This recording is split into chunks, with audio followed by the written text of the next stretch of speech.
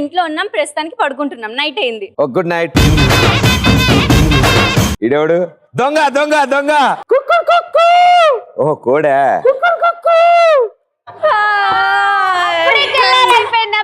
తెల్లారులే, కోడి night walking వచ్చింది అంతే. అమ్మాయి ఏసీ అయ్యవా? ఎంత చల్లగా ఇప్పుడు బాగుంది. ప్రదీప్ బ్యూటీ సీక్రెట్ మాకు తెలిసిపోయింది. తెలిసిపోయిందా?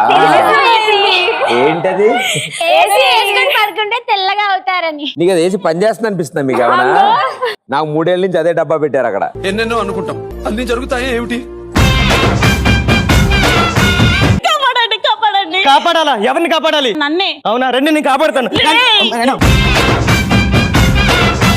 ఆ రోజు నుంచి ఒక రౌడీ నా వెంట పడ్డాడు. వాడికి జీవితాల మీద ఆశలు లేవా? నా సొప్పలు ముట్టుకుంటావా? నువ్వు పొడి చేయలేదు, ఏం లేదు, ఎందుకు రుద్దుతున్నావు? నేను ముట్టుకున్నాను అంతేరా, ముద్దు పెట్టుకోలేదురా. నీకు భయం అంటే ఏంటో చూపిస్తా. భయం అంటే చూపిస్తావా? చూపించరా. చూడరా, చూడు చూడు చూడు.